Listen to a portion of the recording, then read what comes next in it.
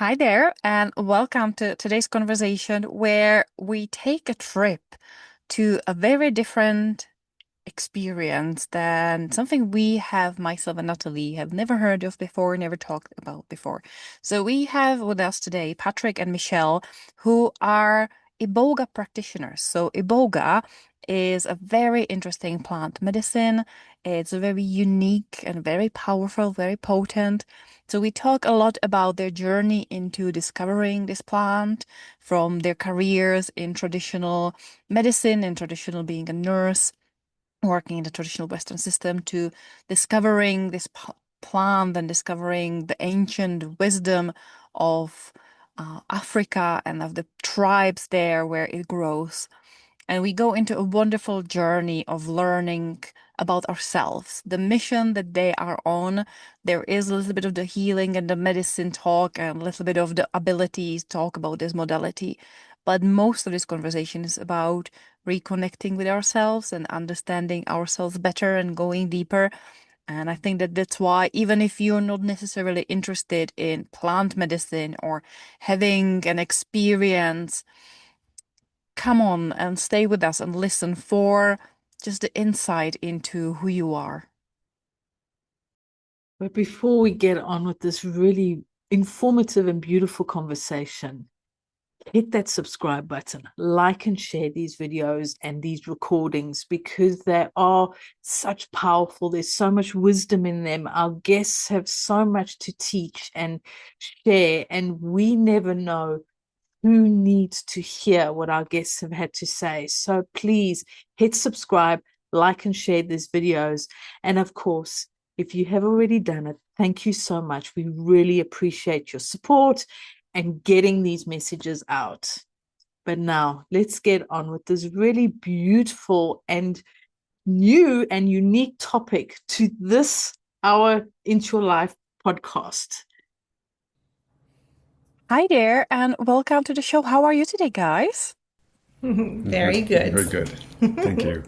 We're so excited to have you here on the podcast. So, to let me and Natalie and our wonderful listeners onto the secret of what's going to happen today in our conversation, can you tell us a little bit more about yourself, who you are, what you do?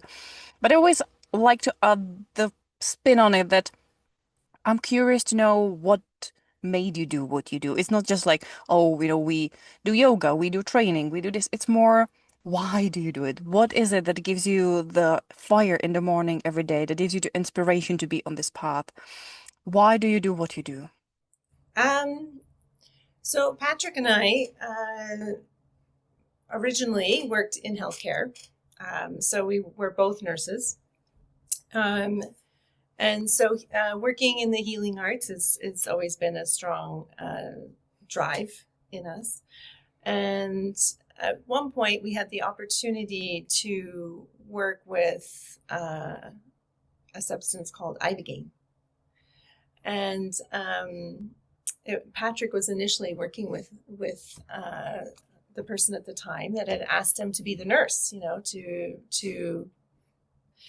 do the checking before people came in and all that kind of stuff, and to be there during dosing.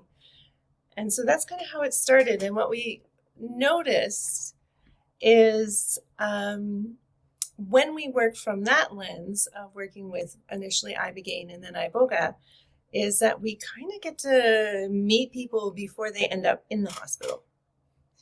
We get to work with people before they're so sick that they need medical attention.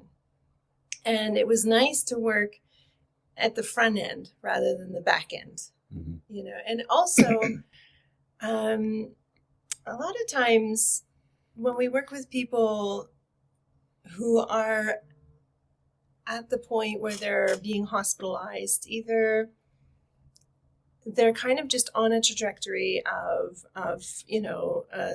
whatever their disease process is taking them. Sometimes people are not willing to make the changes necessary to change that trajectory. And that can be, frustrating. But when we're working with people with iboga, they're really keen on wanting to make change.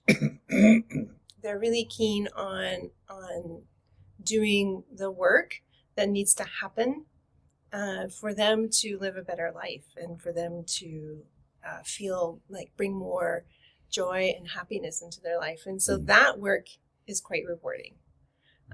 Yeah. So I think it's just the opportunity to be working with people before, disease sets in, before stress takes them down and, causes all the nasty things that stress causes. Yeah. And another thing that we've noticed, like over the years of nurse, excuse me, edit that out. Always wanted to do that. So one thing we notice with years of nursing and such like that is that when people come, all we can really do, because we're confined to a box of how we operate within the healthcare system, is very, very strict. And so we can address their physical, right? And we do that the best we can. And it for a lot of times it does a pretty good job. Then there's the mental aspect, which I feel is very tragically, underdone. It's a hard one to do, right? But the other part that's never touched is the spiritual. And to have actual healing or to have actual breakthroughs, it needs to be mind, body, and spirit. So when we saw this medicine here, we saw that it encompassed all three of that. And so we actually see, real healings, real breakthroughs because of the spiritual component of it, which obviously helps the mental component and obviously then helps the physical component. So that was a really big driving point for this. Yeah. I have just one question to help our listeners and to help myself as well, because you've used two words that I've not actually heard of before, and I've most probably heard of different ones, but if you can maybe explain. So it was, I think, Bogota, if I pronounce it right, and the I can, I think it was. Okay.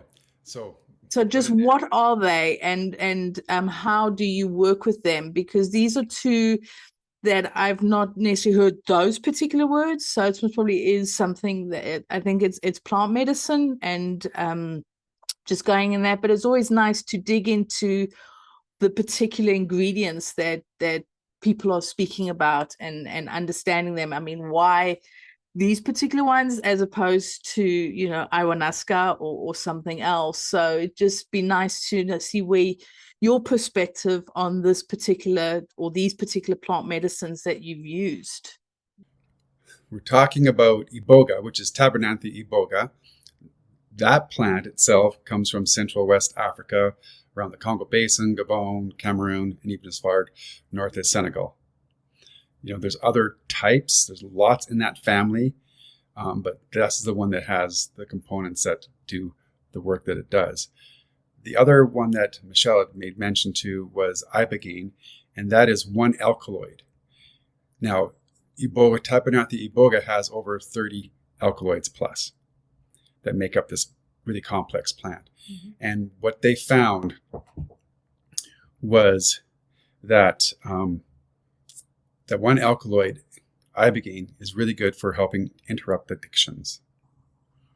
Okay, so that's what they found, and so they, itemized that one, and they promote that for healing addictions. We see a lot of that right now in America, with the executive orders and things, and helping with veterans with combat injuries, traumatic brain injuries, blasts, etc., PTSD, and it's really good for that.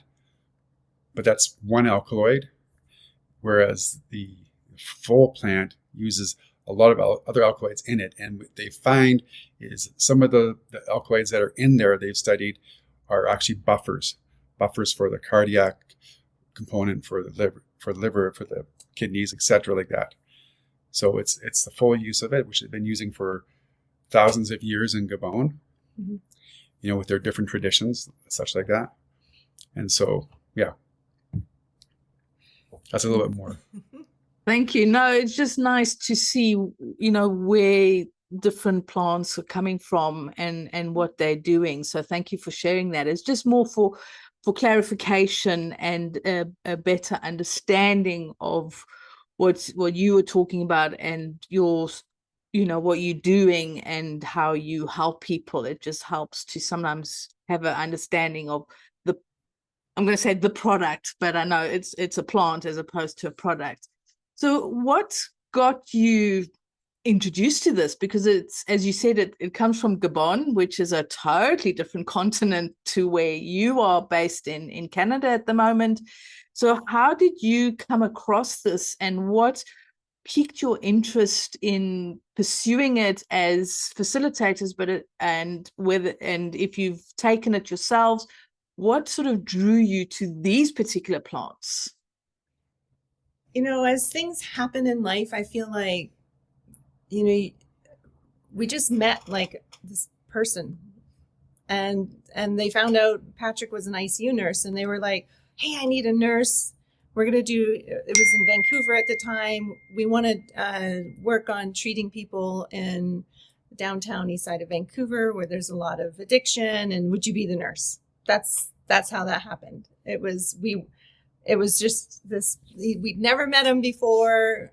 We were at a conference together, and he's like, yeah, hey, would you like to be the nurse? And Patrick's like, sure, that sounds great. I'd love to be a part of this. And so he started to research and study it and figure out like what it is that he needed to be aware of and what to look for. And that was in 2012. Mm-hmm. So that was, 13 years ago, 14 years ago now. And, it just went from there, as we continued to work with it. And then a couple of years later, we got to meet the full plant. And then it just eventually now it just flowed into this is all we do. Patrick is fully retired from the hospital. I just kind of retired with him. and this is what we do. We work with this really amazing plant. It came into the United States in the 70s with Howard Lotsoff. So he was a chemist who him and his buddies were playing around with these different compounds. Ibogaine was introduced, or Iboga was introduced in France. I can't remember how many, like 1800s. In the 1800s, yeah.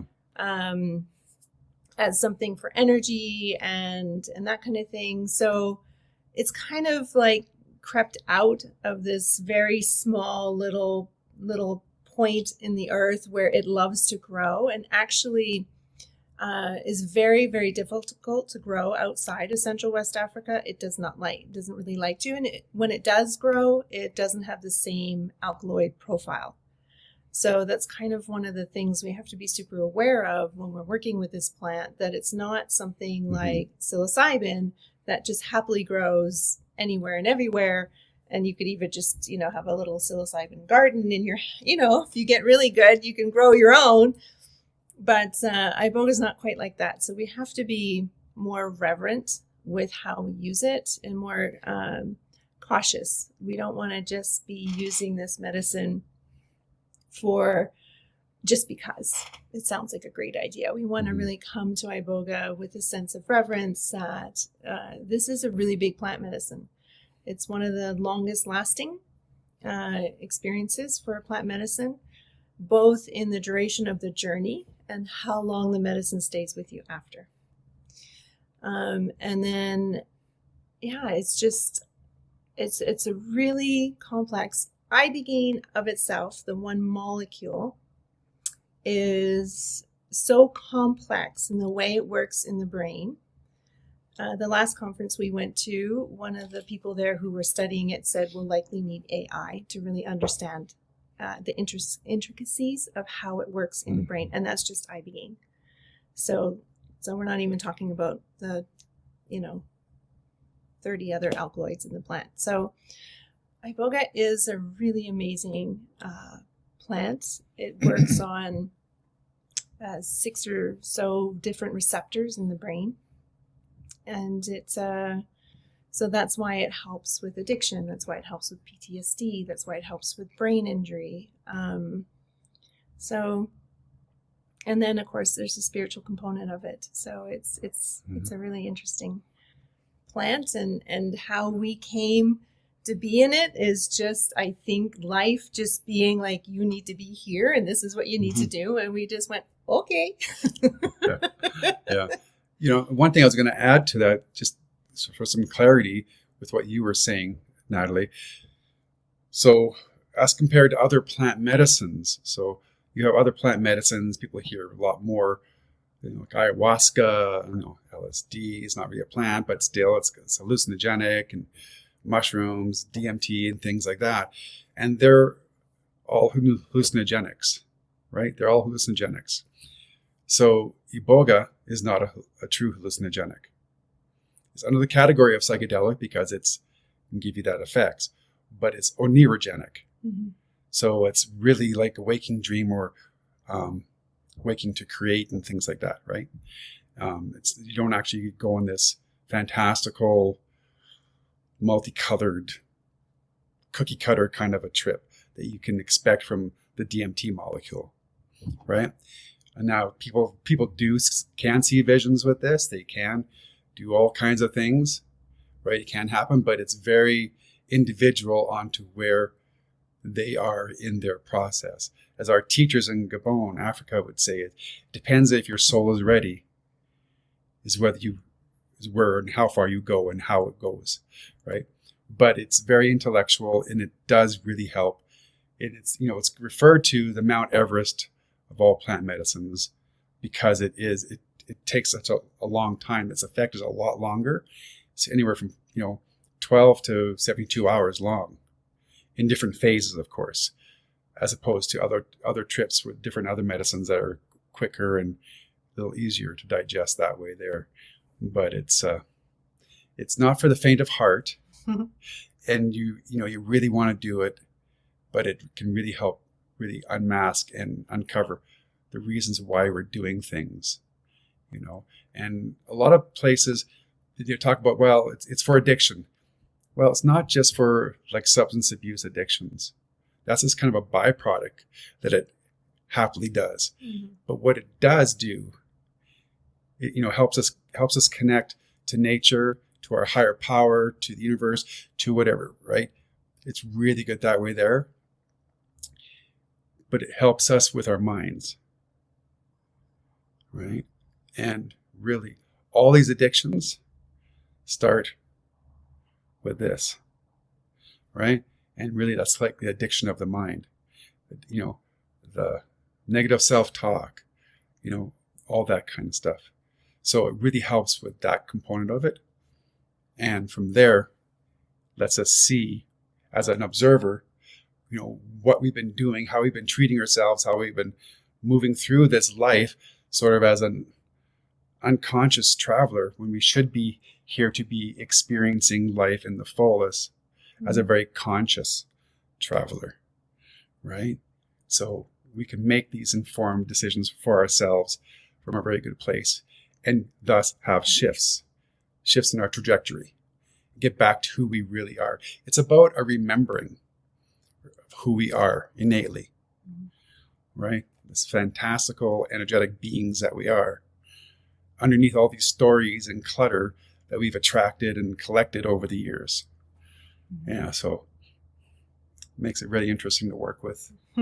It sounds super interesting, but also my mind is always going, keeping in mind the thing that you said, Michelle, that it's really rare, that it's not something that we can easily reproduce anywhere else, that we have to be very conscious of how we use it, and use it with intention, and be very mindful of how much we even spread the word, and how many people would want to jump on the bandwagon of want to do it because it sounds incredible. So my mind is asking the question, obviously it has incredible healing powers. And you mentioned, people with addiction and PTSD. So it has a very strong medicinal healing abilities. And I know that from what you said, kind of your point is to help people before they get into the hospitals, before it gets really bad, to help them stop the trajectory of getting bad, sicker and worse. But it also can be for people who are on the spiritual journey, who want to, as you describe some of the experiences with that. It could be good for pretty much anyone and everyone who wants to go deeper into themselves, who want to understand themselves and connect more with themselves and the soul and the world around that. So I'm curious, how are you finding then the balance of, who are the people coming to you? If it's more on the medicinal healing, or is it more on the, let's call it, personal exploration, and like kind of dividing the spectrum of people who desperately need it because they're in such a state that they really need the healing, versus people who are like, I would love to explore myself more. I would love to do that. How do you then balance again, who kind of, we don't want to be exclusive. We don't want to stop anyone from getting access to it, but yet keeping in mind the fact that we want to be intentional about who do we recommend it to. Mm. Mm-hmm. Well, we never would say no to somebody because one person was looking for spiritual healing rather than somebody who is, we get a lot of people that come to us and say, I'm at the end of like this, I can't do this anymore. So we get a lot of that. Anytime you get somebody coming to do a medicine that, you don't know a lot of, like we here in the Western, I guess, world, don't know really anything about, and they're willing to come and do this medicine, they're usually at a point where they're like, I need help, and if this is my last resort. So we get those people, and then we get people who are just who've done a lot of other plant medicines. They want to go deeper. They've heard this is the medicine to do that with. And I don't think there's a spectrum. I think that person is just as valid and worthy of doing medicine as the other. I think what we have to do is just be conscious. Is for us as a provider, if somebody's coming to us and they're just like, yeah, I need to get clean for my, sister's wedding and blah, blah, blah. And they're not really, well, that's not what the medicine's for. This medicine isn't here to help enable you to continue to do your addiction, but get clean for a wedding because, your family wants you to, that kind of thing. So you see, it's the intention behind it. People have to really want to make the change, because if they don't, they can get themselves into trouble. Iboga is going to show you things. One of the ways Iboga works is it amplifies, something so we can see it. And if you're coming in a kind of like, wishy-washy way, where you're coming for family, or you're coming for someone else, and you're not really committed to it, or whatever, then we have to be really mindful and say, look, the medicine's not going to approach you like that. The medicine's going to be like, you came here to do this. This is what we're doing. Right. And then that can be too much. People can be like, no, this isn't what I signed up for, or they think they're going to come and just do one thing. But in order to accomplish that one thing, they need to understand this other thing about them that they're not ready to look at. So we have to be really mindful when people come to us to educate them in how the medicine works, so that they're aware of what they're kind of getting into as much as we can, because everyone's experience is so different. We can't predict what the medicine's going to do with them.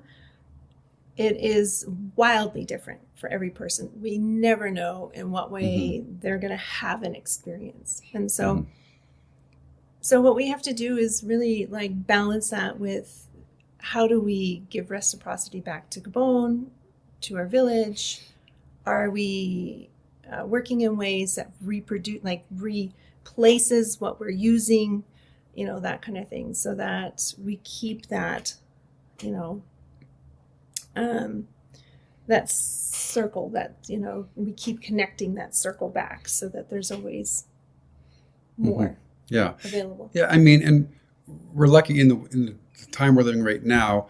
I know Gabon is it's a protected plant, Iboga, Tabernacle Iboga is a protected plant, and they're really aware of the consumerism, and especially with what's going on lately with the whole ibogaine movement in the United States, right? They're really aware of that, and we're hearing more and more of the elders there in Gabon talking about, you can't commodify this. There's more to it than just this. Mm-hmm. Luckily there's another plant of the family species called of the Congo africanus, Mm-hmm. and they can use ibogaine from that. Mm-hmm. It hasn't got quite as much of the psychedelic component to it, but it's got the noribogaine, which can help with the addictions and things like that. So I know a lot of places are using that when they're using Mm-hmm. treatments. So, and that's grown anywhere. Yeah. So that's one way that we can help with it. But, it's making sure that we stand up and we help, regulate how much is coming out of there, not like gatekeepers, but just being consciously aware.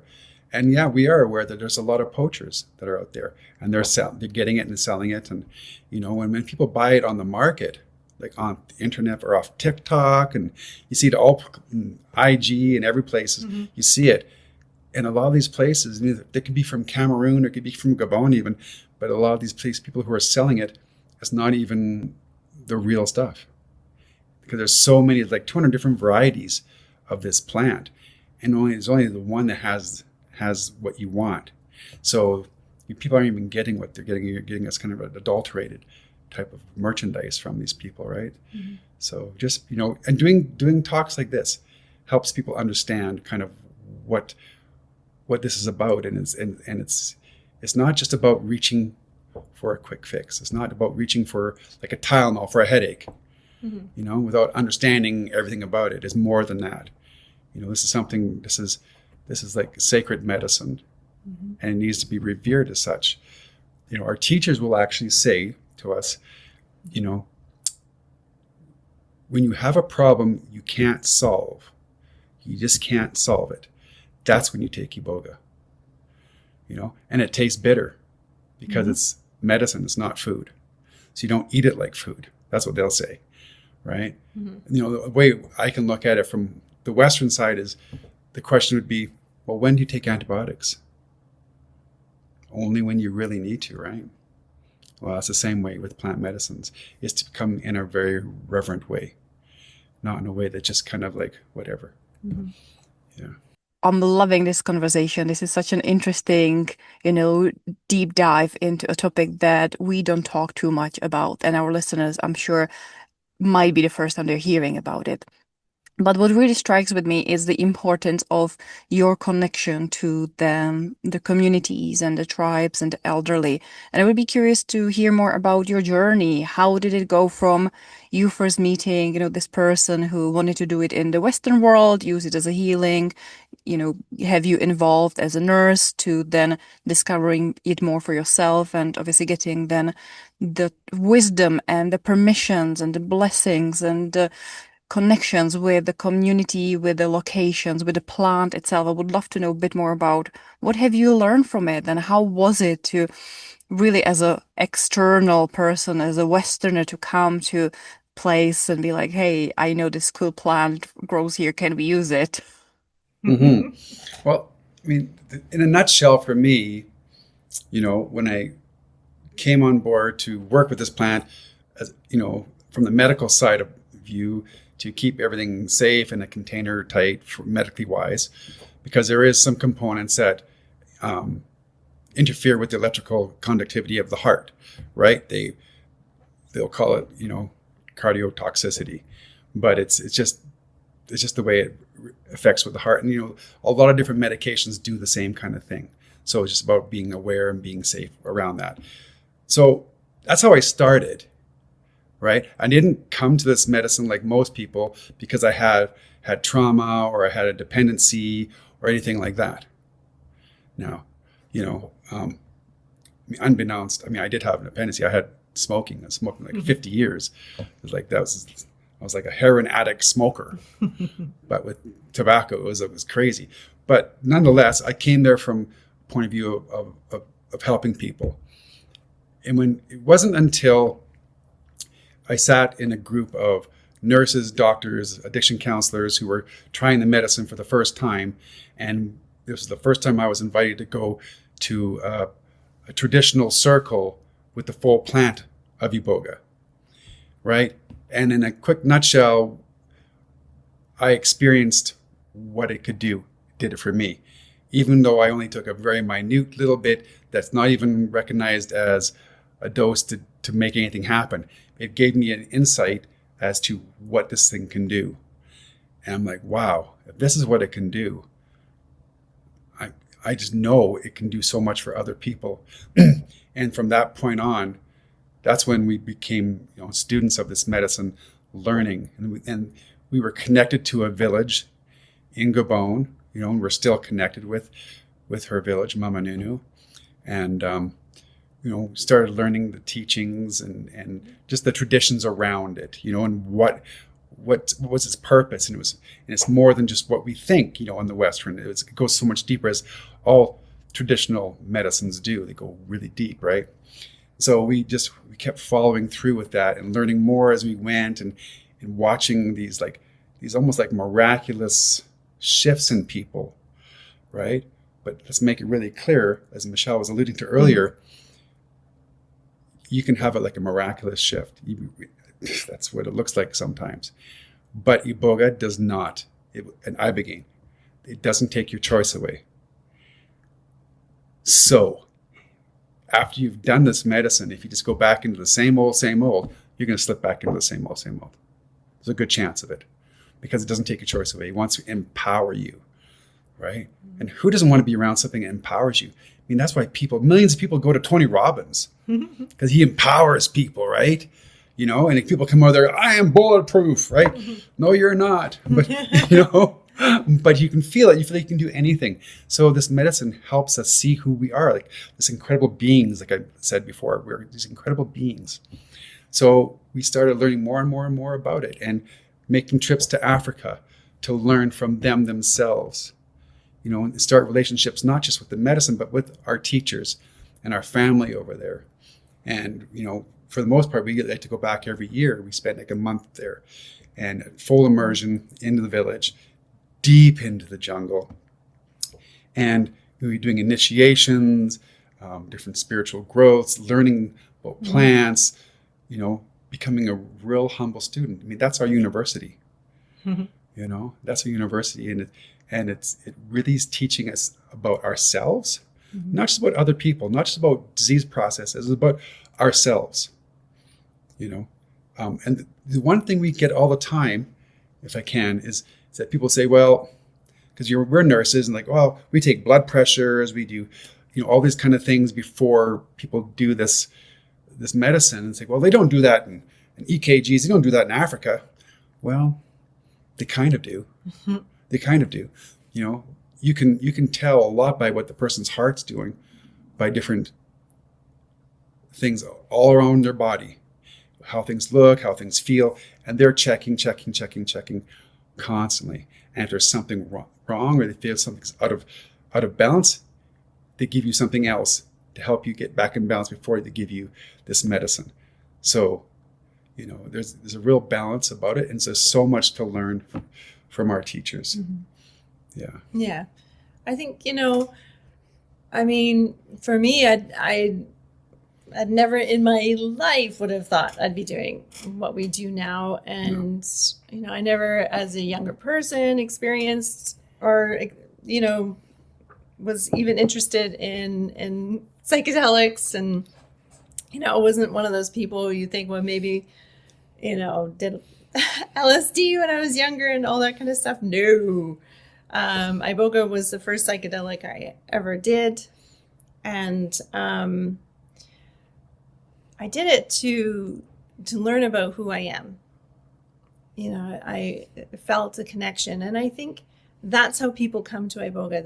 They often say, I never heard of it before, but as soon as I heard it, I just knew I had to I knew I had to come. Like, there's a connection.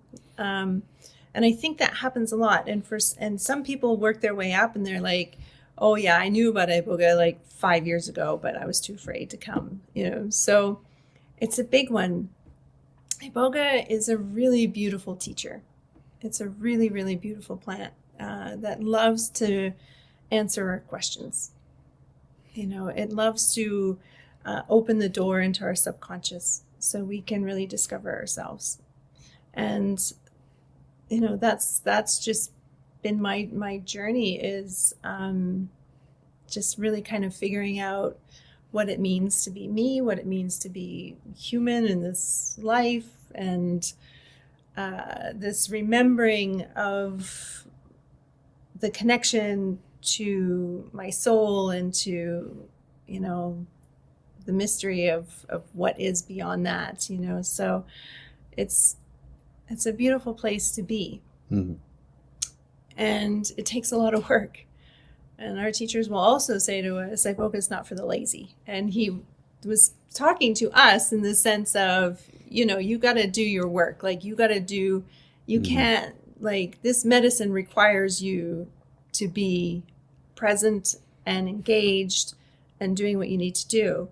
But it's also for the people who are receiving the medicine. You're not just coming to lay back and the medicine do all the work for you. You're going to, again, be engaged, be involved. The medicine will meet you halfway, but it's not going to do the work for you. So yeah, it's just about really just understanding more and more about who we are and how can we take what we learn and apply that to others to help them discover themselves. I love this journey that you've been on, and how you incorporating these plants in your life and with what you're doing. But I wanted to find out a little bit more about your experience with Africa. I mean, I grew up in South Africa, but I lived in the UK for 26 years, and I'm now recently back in South Africa. And Africa is a very special continent. Disregard what you see on the news and all the violence and everything else, because there's humans, what you expect from humans. But Africa as a continent is a very special continent, and traditional medicine is even here in South Africa, which is quite westernized in some ways. Traditional medicine is very much the norm, and I can go find traditional medicine literally down the road. But I'd love to know, you've come from a medical background, being nurses in Canada. Canada is very, the Western civilization. I'd love to know your experience of Gabon and going to Africa. And like you said, you go to this village where the elders, here they're called sangomas. I don't know what they're called in Gabon, but these healers. And I'd love to really get a Western's perspective on how they perceived Africa, because it is a very different way of life. It's a different way of thinking. It's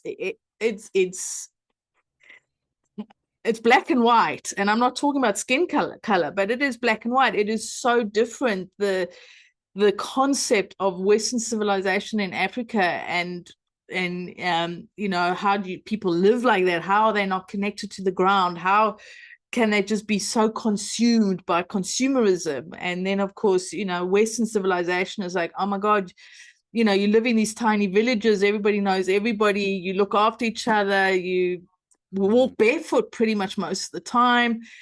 I'd love to just have your experience and your story on going to the roots of this plant, but also really experiencing Gabon. And like you said, in the middle of the jungle, there's this village.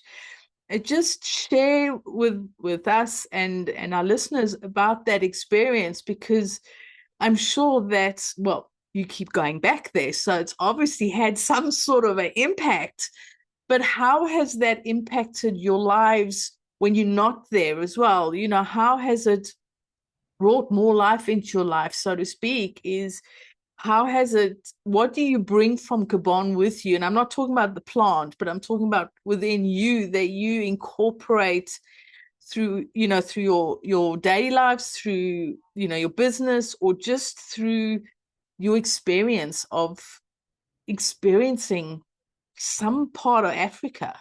Well, the first time we went there, and we'd seen everything, we'd heard from other people who'd gone there, and it's like everyone says, oh, it's really tough and it's hard, and so we get there, we landed, and I kid you not, for us, we set foot on the ground, it instantly felt like coming home. So it was a real homecoming, and I do believe it's been calling, like personally for me, since I was a little kid, seeing these National Geographics, going, oh, I want to be there, or I want to do that. I'm a drummer playing these jungle themes and these type of rhythmic notions I've been doing all my life. So it just made sense. And when we got there, it felt like we just came home. And we went into the village, and it was like being received by, a family member who you hadn't seen in a long time. And he just took us right in, and we were their children. Safe and held, because people hear about this unrest and everything else. I mean, do you know how much crime is in North America? So it's all irrelevant to what you're hearing on the news, right? But I mean, we were just held, and so we watched them, and I'm going to talk about for myself. When someone says, what is it like to be a man? What's it like to be a man? What is a man? It's like, wow, I mean, what is masculinity? Well, I'll tell you, when I'm in Gabon and I see these people, these relatives of ours, they're spiritual relatives, and their voices boom, they carry. They can be at the end of the street walking by and just start talking to someone behind you, and they're not screaming, but their voices carry back and forth, and in the temple, they're very loud, and it's just like, how do they even project out of there? I don't even know, right? And they're very charismatic and everything else like that, and they're so hardworking, and they just effortlessly just go. But when you ask them a question and you give them what you're thinking, what's going on, what you get is very much softness and compassion, and and lots of love, and non-judgmental.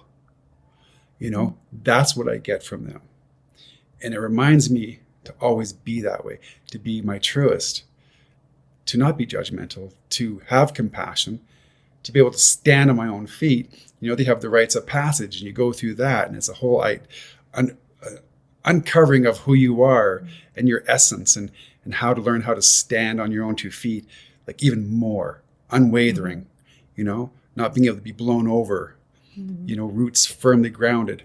And these are different initiations they have. And it teaches us, for myself, how to be the best version of myself, right? So I'm watching how they are, how they're acting, how they work with the medicines, how they work with the forests, with what the Creator gave them, right? And really understanding it, and how to have joy amongst the hardships. I'll be one of the first people to say it. We're pretty soft here. We're pretty soft. We have it pretty good. We have a lot of easy things. A lot of us run from resistance. We want it the easy way, and they can't run from resistance. They have to embody the resistance, but in that builds resilience, right? They can sleep anywhere, sleep sitting up, dead asleep, and whatnot. So it just teaches us really how to be all we can be for ourselves. And each of us have a different job or different something we bring to whatever, and it's being, fully autonomous in who we are. So I learned a lot from them. Yeah. And I think to answer your question, Aganga is what you is one level of healer, and then the Nima would be someone who had been doing their spiritual works for many years Hmm. and really understands and knows the jungle. Someone told me one time, like they would have to know about 2,000 plants and how they work within each other. There is like a specialness when you go there of their connection to the Hmm. land, which we have totally forgotten. In sort of that, in sort of our modern Western kind of culture of consumerism. Somehow, despite the fact that, France came in, I think 400 years ago or somewhere around that line, they managed to keep so much of their culture. And, when you realize how much of it they still practice, and it wasn't easy, it was very much considered, not a good thing, and who knows, witchcraft, dark magic, all these sorts of things that probably got labeled. But but they managed to keep it, and they still practice and understand, and those stories that they've been sharing for generation after generation after generation managed to survive all that. Um, Maybe some of it is because they had the advantage of the jungle and they could retreat into that, and that, the Congo is a pretty intense jungle, and so I think there are still parts of it that are very much untouched.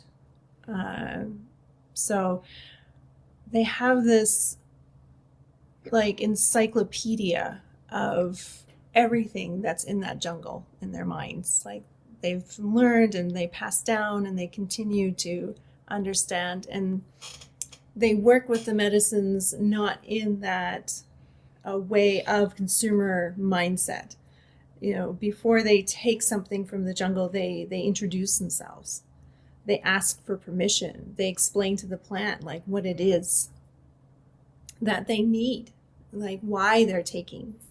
And then they have a ritual after that a lot of times they do to help heal the plant because they've created a wound in taking from it. So there's a deeper understanding of their connection to nature that we've lost in living in houses that are totally sealed off. And I get it. Like in Canada, look, we ain't, I mean, there's an advantage in the wintertime to having a nicely sealed house. It's nice to be warm. Mm. Life was much harder in that way, but we just cut ourselves off from nature. And I think we're starting to circle back. We're starting to go, wait a minute, people aren't doing well. Like, we're not doing well. We're not handling stress the way we used to. We're not engaging in our cognitive abilities. Like, younger people are not performing at the same capacity as their parents when they're testing them in school, because we're so disconnected from other people, from nature, that we've lost that. So that's what I bring back, is this remembrance of connection, that we're supposed to be connected. And I love that science is starting to just minutely catch up to what we've known for thousands of years. And I think we have to remember too, like, even as people who are like from European descent, we had all these traditions, the Druids and, Stonehenge and all this stuff. We knew and understood what it meant to be connected, and we've just forgotten. And so for me, it's coming back into remembrance of what is truly important. And like Patrick said, we really have gotten so comfortable that now any little thing is a catastrophe. And young people are suffering with so much anxiety and an inability to sort of manage and cope, because life is too comfortable. We're meant to have discomfort. That's how we learn. That's how we grow. You touched on something beautiful at the end here, that, yeah, we known that already. It's not we're learning something new, we're remembering what we've already known. And I've been through an interesting example of originally from the Czech Republic, grown up in a tiny little village of a farmer. And Czech Republic has a very, still, especially in the rural areas, interesting connection to paganism and to the earth and to. So I grew up, picking berries and picking herbs and learning about different herbs. And if you have this illness, you drink this tea. And if you want to sweat, you drink this. If you don't want to sweat, you drink this. And, around the season, you pick these berries. For me, it was natural. I grew up with that. So I understand in the European context, most of the plants, most of the mushrooms, I can, as I'm hiking and walking, I can identify plants and I always pick like, yeah, nettle is good for this. And I'm in the UK visiting some of my friends here, and there's this massive growth of desire for foraging courses, and they're learning. And I had a friend who's like, I was half a day on a foraging course, and I've learned this about nettle. I'm like, yeah, every Czech child knows that. And I've learned this about this plant. I'm like, most of my friends would know that because we learned that with family and at school. There's this practical skills of connecting to the earth. And I find it so interesting that now the more Western world, it really showed me how non-Western Czech Republic really is. We try to pretend we're Central Europe, we're Western, but in a good way, it showed me that some of the things that we still have there that make us less as a first world country, more developed, actually is really good thing. So I'm curious, kind of for the people who are listening and who may be more on the really domesticated, westernized, that they've rarely come across, we can move away from any kind of psychedelics, any kind of a deep experiences. We're now talking just nature. Maybe they were like listening to this episode, interesting enough, but not for me. I'm not ready. But this conversation hopefully is more accessible to everyone to realize what can we do in our daily lives that don't take us into any, experimental plant medicine. We don't feel like we need it medically, and we don't feel like we're there spiritually, but we are still not doing well and our children are not doing well. What can we do from kind of on this path of starting to bring more the wisdom we all had, the nature that around us? Mm-hmm. Well, I think there's lots of really interesting things like having a garden, just having a garden. And there's research that says having our hands in dirt is a form of antidepressant. So the bacteria and the cultures and everything in soil have antidepressant natures. So just having a garden, having a house plant and talking to it. House plants know you're coming home 2 kilometers before you arrive home. This is proven science. It's not woo woo. They recognize, plants recognize their owners. They recognize the people that care for them, and it's shown in energetic recordings that they get excited when the person that cares for them comes close to them and talks to them. So just if you've never thought of it before, if you've sort of thought of like plants as innate objects, just shifting that perspective in like, oh, this is like a living being that has senses, and they may be different than mine, but it senses the world around them. That's how plants can, like, when a plant needs something to grow, they find a pole, or they find another plant, or they find whatever it is they need to cling on to so they can grow up it. Well, how did they know that was there? Right? They had to sense it. They had to be able to see it in whatever way a plant sees to be able to do that. So I think just in small ways, coming back to nature, if a plant calls to you, like chamomile maybe, then work with it. And start spending more time in nature. Yeah. It doesn't necessarily mean you have to go out into the wilderness or into the forest. Yeah. Get outside. Sit on the grass. Sit on a chair on your deck in the air. In amongst it all. It's about getting outside and having that contact. We've really lost that. Mm-hmm. I mean, when I was growing up, that's what we did. We were up in the morning, we came back when it was dark. You know, I mean, sure, it might have been a little safer back then, but you can still the illusion of it. You can still do that even by today's society. You can be outside, but you know, we're all, and the kids all doing this. And this is how we talk to each other. And this is how, I mean, it's a great invention. Mm-hmm. I mean, wow, never would have believed we had something so fast and so there in a hand, you know, not in this big wall of computers in some office. So technology is great, but in balance. So we need to find balance again. We've gone from one extreme to another. We're the pendulum, right? As far as it swings right, it's going to swing left again. And we are seeing that swing come back. And we're seeing the detriments that it's causing, not only physically to the body, but mentally, even spiritually, but with nature. And so we are seeing a shift where people are starting going, okay, hang on. I'm not liking this swing back this far. Mm-hmm. It's getting a little crowded here, you know? So what are we going to do about it? So we're seeing that. And we're seeing a lot more podcasts, a lot more talks about medicines, about consciousness, you know, all types of things from all the things that make sense, right? But that's all. It's just simple. Just simple. Mm-hmm. Get back to nature. Yeah, and challenge yourself. Do things that are uncomfortable. Yeah. You know, get comfortable with being uncomfortable.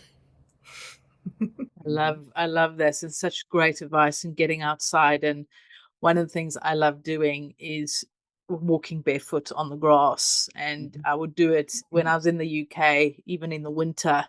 You know, you go stand outside, it's muddy, it's wet, because it's mostly wet in England. But even if it was snowing, you just put your bare feet on the ground. It makes such a huge difference. Yeah, then race back inside and go put your warm slippers on. But that connection to the ground, and since I've been back in South Africa, I've definitely noticed a much more connection to the ground. I think that's just an Africa thing, but it is, nature is most of our guests always say, you know, nature, but you're the first one who shared about plants, knowing you coming home. So thank you for that. It's, I think will give our listeners a more different perspective to their house plants, and to maybe care for them a bit more, or look after them, or give them that extra, you know, little food or something, because yeah, I did not know that. So maybe Lenka did because of where she grew up, but it just, you shared something new. And even though a topic is the same, it always comes from a different perspective. So it's always different. So and this was what I love from our guests, and what you've shared is that reminder about nature, and you've shared something new about nature. Who knew that there's always something new? So thank you so much. And of course, we could talk for hours about nature and about these plant medicine and your experiences, but I do appreciate that you've shared your time for a while. But before we go, we have this section, what we call the gold nugget. This is where we ask Patrick and Michele, may we please have your gold nuggets? Wow, I mean, there's a whole bag of them. One that keeps coming back to me is something that they tell us, our elders tell us. If you abuse nature, the price is misery. And you are nature. Right? So we need to start being good to ourselves in any way that it means. And to remember that we're not broken. You don't got to fix anything. Mm-hmm. Right? You just need to remember and stop doing things that harm ourselves. And it starts up here, internally. Mm-hmm. I think for me, and what we talk a lot about with our guests, is the first step to, bringing more consciousness into your life is awareness. Mm-hmm. And it's awareness without judgment. So the only way we know a problem is to witness it. or the only way we know that there's a behavior we need to change, or we want to change, or a way of being we want to shift, well, then first there's awareness to it. And then to be, and then to watch it, like as if third person and without judgment. And you just watch and you go, isn't that interesting? Oh, weird. Isn't that interesting that that's how I responded in that moment? And where did that come from? And do I want to continue to respond that way? And then you can make a choice from there. But only in awareness do we get that choice. And sometimes people feel very discouraged when they're like, become aware of who they, of patterns that they're not liking about themselves. And so we're like, no, because that's the only time you get to make a change. That's when you have choice.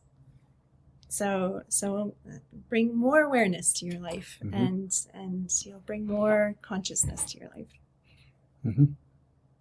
Thank you so much for that, and such beautiful gold nuggets from both of you, and different and yet so well connected. Thank you. And this is why we love our gold nuggets, because we get such powerful wisdom and knowledge, and it can be really simple to implement into one's life. So thank you so much for that.